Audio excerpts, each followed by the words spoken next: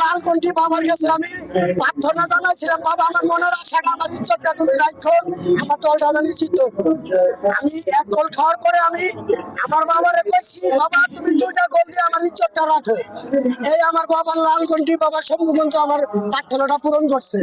আমি এর জন্য আমার বাবার কাছে আমার অনুভূতি, আমি অনেক খুশি। আমি শুরুতে আমি আর্জেন্টিনার দল করে আসি, আমি আর্জেন্টিনার জন্য অনেক খুশি।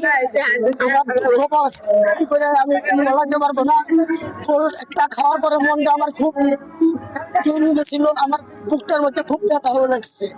তারপরে আমার বাবার সম্মুখ হচ্ছে, বাবার কাছে আমি জানাইছি আমার বাবা আমার কত আমি চা বলছি, আমার বাবা তাই ফোন করছে আমার কাছে।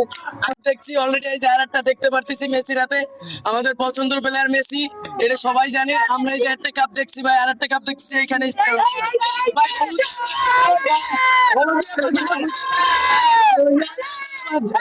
হ্যাঁ ভাই, অবশ্যই জানতে পারি।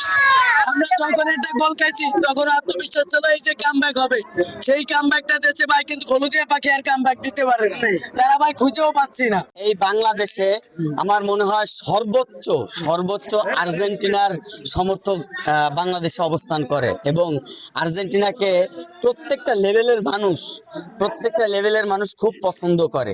আর তার ধারাবাহিকতায় একটা জিনিস বলতেই হবে, বিগত খেলাগুলো পর্যালোচনা করে দেখলে বোঝা যাবে যে আসলে আর্জেন্টিনা বিশ্বের একটা সেরা টিম, মেসি বিশ্বের একটা সেরা প্লেয়ার।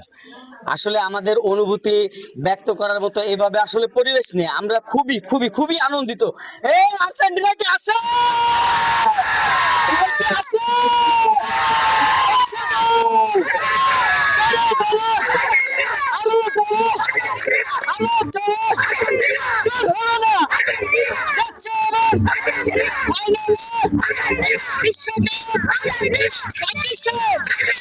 বিশ্বজুড়ে